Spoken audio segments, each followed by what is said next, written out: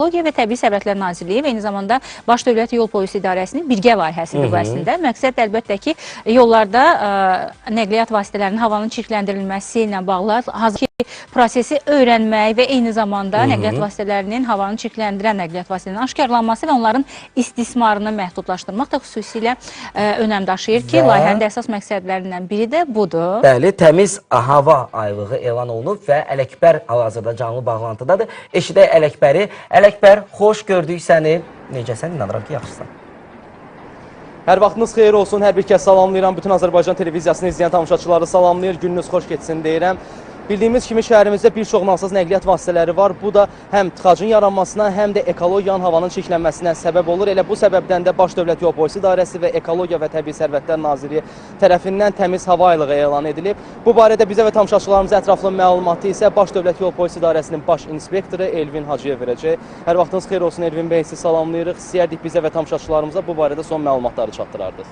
Salam, hər vaxtınız xeyir olsun. Bəli, qeyd edim ki, Daxillər Nazirliyinin Baş Dövlət Yol Polisi İdarəsi oktyabr ayının 20-nə qədər Respublika ərazisində Ekologiya və Təbii Sərvətlər Nazirliyi ilə birgə təmiz hava aylığı elan edir.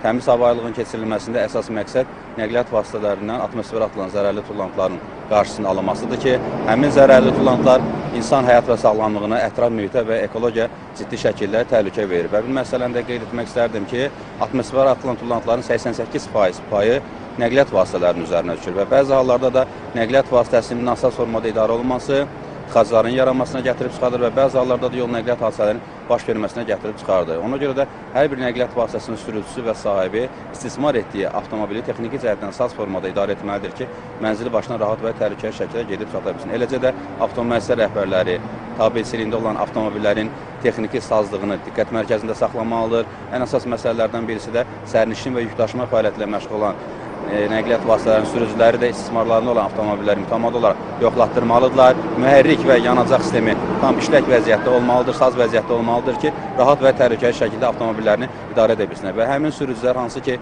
nəqliyyat vasitəsi atmosferə zərərli qazla ifraz edən sürücülər tərəfimizdən aşkarlandığı zaman həmin nəqliyyat vasitələrinin sürücüləri barəsində də qanunverici müvafiq olaraq tədbirlər həyata keçiriləcəkdir və hər bir sürücüdən xahişimiz, tövsiyəmiz tək təmiz hava aylığı zamanı yox, hər zaman mütəmadi olaraq nəqliyyat vasitəsini texniki cəhətdən saz vəziyyətdə saxlatırsınlar və mütləq şəkildə yoxlatırsınlar ki, rahat və təhlükəli şəkildə idarə edə bilsinlər.